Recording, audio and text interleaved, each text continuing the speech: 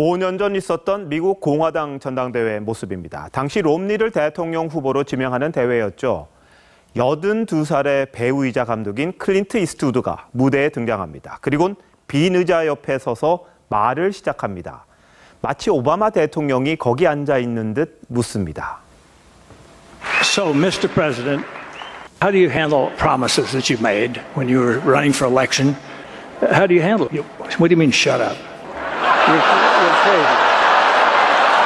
You're absolutely crazy.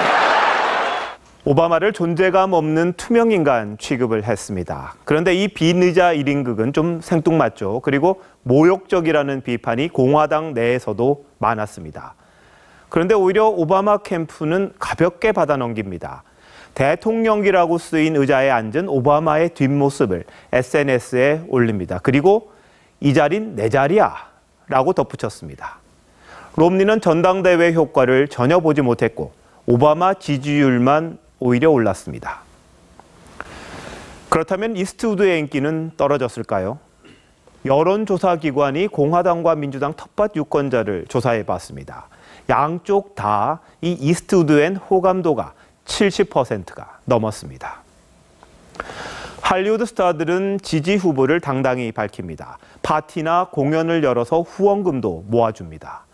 누구를 빛내주는 들러리가 아니라 더 나은 미국을 만드는 데 스스로 앞장선다고 자부심이 가득합니다.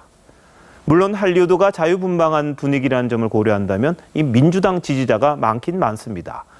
그렇다고 해서 이 존 웨인이나 찰턴 헤스턴 같은 공화당 지지자를 비난하는 적은 없습니다. 우리나라 한번 보실까요? 이 전인권 씨, 안철수 후보를 칭찬했다가 적폐 가수라고 문매를 맞았습니다. 촛불 집회에서 노래까지 불렀던 사람인데도 소용이 없었습니다. 콘서트 표가 팔리지 않아서 공연 한 회가 취소됐습니다.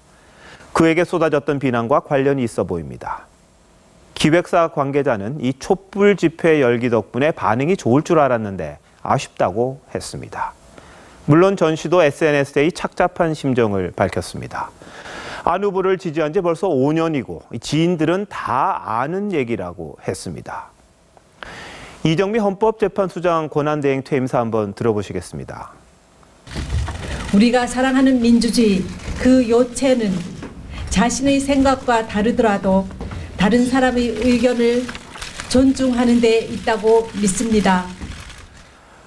이스트우드는 지난 대선에서도 트럼프를 지지했습니다. 그래도 팬들의 애정과 존경은 변함이 없습니다. 정치 성향이 다르다고 해서 그가 틀린 게 아니라는 걸 너무나 잘 알기 때문입니다. 앵커 칼럼 전인권의 경우였습니다.